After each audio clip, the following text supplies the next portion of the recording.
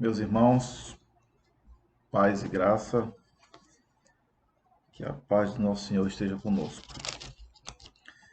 A convite do irmão Franco, eu estou aqui para trazer essa palavra de reflexão do nosso encontro semanal do grupo de oração do nosso MOI. Tá? E eu queria trazer uma reflexão hoje a respeito de Jesus e da tempestade. Antes, gostaria de fazer uma oração para que possamos entrar efetivamente na palavra de Deus. Feche seus olhos, por favor. Pai, toda honra e toda glória a Ti, meu Senhor. Sabemos que somos pequeninos diante do Teu poder, Senhor. Por isso rendemos toda honra e toda glória ao Senhor Altíssimo, em nome de Jesus. Pedimos sabedoria para que essa palavra, Senhor, encontre corações e mentes abertas para a transformação, meu Deus. Pai, em nome de Jesus, nós te agradecemos pela oportunidade de poder levar a Tua palavra àqueles que buscam, Senhor, a Tua presença. Em nome de Jesus. Amém. Meus irmãos, a palavra de hoje, de reflexão, ela vai estar lá no capítulo de Marcos, capítulo 4, versículo 35. E nós vamos ler aqui, segundo a palavra de Deus. Vamos ler agora para os irmãos. No capítulo 4, versículo 35, a palavra traz, quando Jesus está ensinando, né, junto ao mar, e logo em seguida ele entra num barquinho. E no capítulo 4, versículo 35, diz assim: E naquele dia, sendo já tarde, disse-lhes: Passemos para o outro lado. E eles, deixando a multidão, o levaram consigo, assim como estava no barco, e havia também com ele outros barquinhos. E levantou-se grande temporal de vento, e subiam as ondas por cima do barco, de maneira que já se enchia. E ele estava na popa, dormindo sobre uma almofada, e despertaram-no, dizendo: Mestre, não se te dá que pereçamos? E ele, despertando, repreendeu o vento e disse ao mar: Cala-te, aquieta-te. E o vento se aquietou, e houve grande bonança. E disse-lhes: Por que sós tão tímidos? Ainda não tendes fé? E sentiram um grande temor, e diziam uns aos outros: Mas quem é este, que até o vento e o mar lhe obedecem? Meus irmãos, isso está no capítulo 4, versículo 35 de Marcos.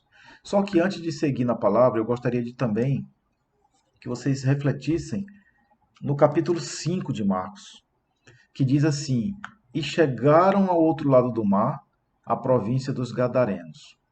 E saindo ele do barco, lhe saiu logo ao seu encontro dos sepulcros um homem com espírito imundo, o qual tinha sua morada nos sepulcros, e nem ainda com cadeias o podia alguém prender.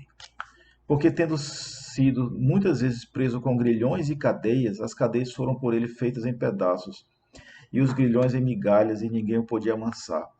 E andava sempre de dia e de noite, clamando pelos montes e pelos sepulcros, e ferindo-se com pedras. E quando viu Jesus ao longe, correu e adorou-o.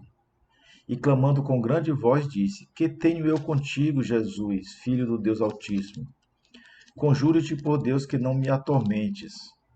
Porque ele dizia: Sai deste homem, espírito imundo. E perguntou-lhe: Qual o teu nome? E ele respondeu: Legião é o meu nome, porque somos muitos. E rogava-lhe muito que não os enviasse para fora daquela província. E andava ali pastando no monte uma grande manada de porcos. E todos aqueles demônios lhe rogaram, dizendo: Manda-nos para aqueles porcos, para que entremos neles. E logo Jesus lhe permitiu, e saindo aqueles espíritos imundos entraram nos porcos. E a manada se precipitou por um dos espinhadeiros no mar. Meus irmãos, eu quero que vocês reflitam nessa palavra. Qual é a lição que nós trazemos nessa palavra? Primeiro, nós colocamos quem no nosso barco, né? Eu fico perguntando, pergunto para os irmãos, e aí você deve estar se perguntando: mas que palavra é essa? Mas por que, se as tempestades que vêm nas nossas vidas não são vindas de Deus? Às vezes é o demônio que nos coloca. Ora, a palavra de Deus está dizendo que foi o próprio Jesus que disse que passemos para o outro lado. E Deus é o criador de tudo. Se Deus é o criador de tudo, ele também é o criador da natureza. E quando Jesus diz passemos para o outro lado, nós tiramos dessa palavra que Jesus estava levando os discípulos para uma provação maior, que era a fé, para que eles tivessem mais fé. E observe que Jesus dormia no meio da tempestade, o que é incomum. Mas você deve perguntar, mas como Jesus dormia no meio da tempestade? Mas é simples, olha, Jesus se fez homem, se fez carne como nós.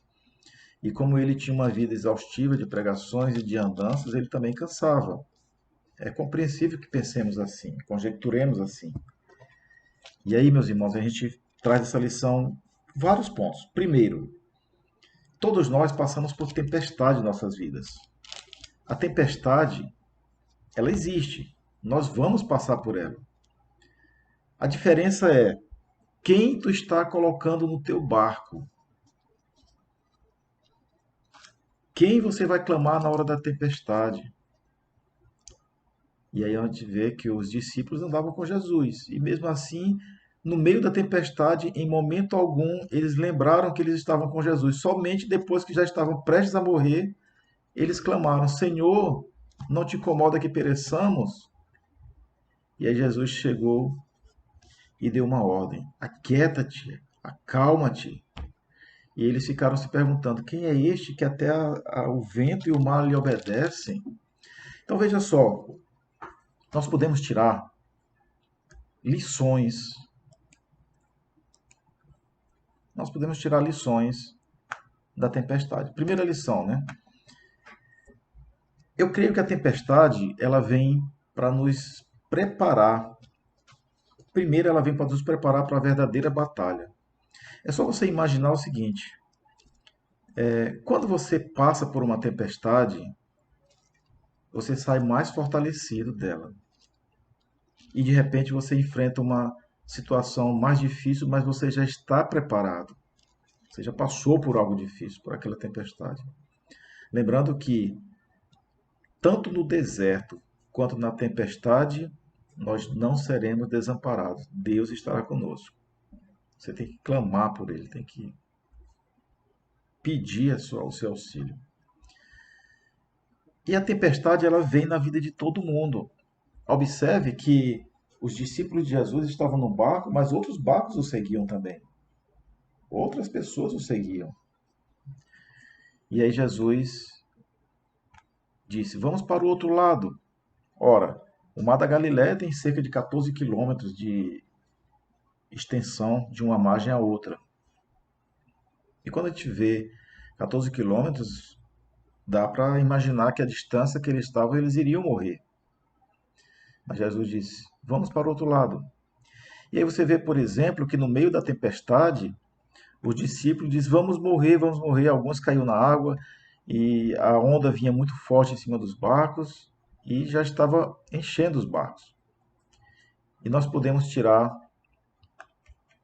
essa palavra de hoje é para a gente refletir. Vamos refletir, tirar 5 lições básicas dessa palavra de hoje. Primeira lição: os discípulos seguiram Jesus. Quando Jesus entrou no barco, os discípulos o seguiram. Então nós devemos fazer a mesma coisa todos os dias. Nós devemos seguir fielmente a Jesus. Não apenas ajudará a parar de se preocupar, mas também o levará ao céu. Ou seja, Jesus é o centro de tudo. Nós devemos seguir Jesus. A segunda lição que a passagem nos traz é: mesmo os seguidores de Jesus têm problemas. Ou seja, quando você chegar numa igreja que a pessoa diz assim: eu sou ungido de Deus, eu estou supremo, esqueça, isso aí é hipócrita. Porque nós não estamos imunes. Veja a história de Paulo. Paulo se converteu com a voz de Deus, com a voz de Jesus.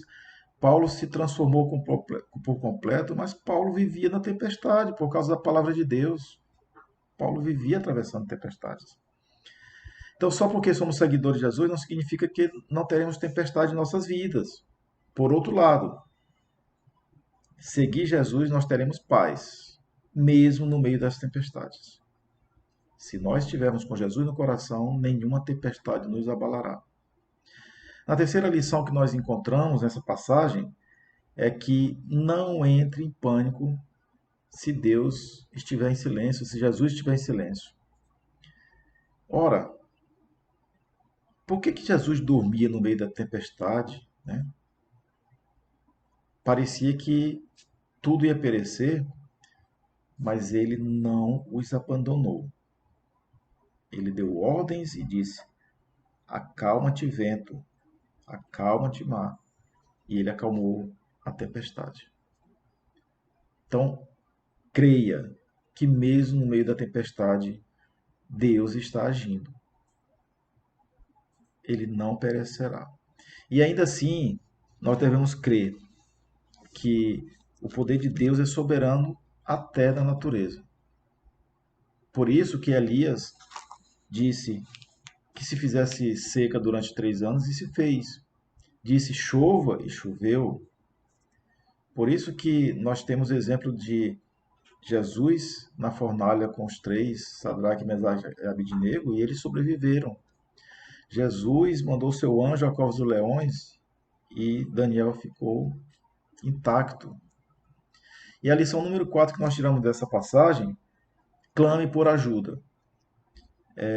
Muita gente diz, embora os discípulos tenham entrado em pânico quando a tempestade surgiu, eles tinham fé suficiente para fazer algo muito produtivo. Mas nesse momento da tempestade, a primeira coisa que nós esquecemos é que nós estamos com Jesus. Quando, na verdade, basta clamar que Ele nos ajuda. Geralmente as pessoas entram em tempestade e a primeira coisa que fazem é esquecer de Deus, esquecer de Jesus. E começam as preocupações, as ansiedades, mas esquecem que tem um Deus maior de tudo isso. Observe, não é uma crítica aos irmãos, mas nós temos irmãos que são sacerdotes do seu lar, são chefes de casa, são homens de oração, e quando eles passam por tempestades, eles ficam sem usar esse poder que Deus nos deu, que é de orar pelas pessoas que estão sob a nossa guarda, de orar por aqueles que precisam de nós. E às vezes eles ficam fracos na fé. Nós não devemos criticar os fracos na fé, devemos ajudá-los, claro. Mas nós estamos querendo dizer aqui que no meio da tempestade, chame por Jesus, clame. E a outra lição que nós tiramos é: olhe, aprenda a olhar para trás. Depois que Jesus acalmou a tempestade, os homens se maravilharam, né? Olhar para trás muitas vezes mostra que Jesus nos ajudou e vai aumentar a nossa fé. Cada um de nós que passamos por tempestades e vamos evoluindo no reino de Deus, nós olhamos para trás e observamos que nossa caminhada foi árdua, mas nós observamos cada momento que Jesus esteve conosco.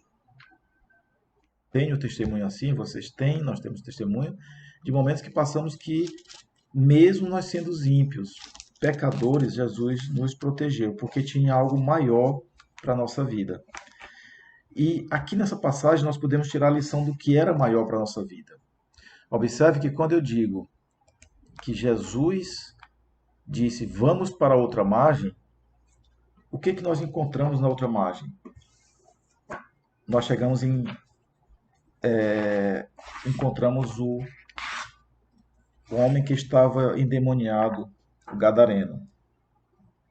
E ali a gente observa o quê? Quando Jesus repreende os discípulos dizendo, por que fostes tímidos? Por que tiveste pouca fé?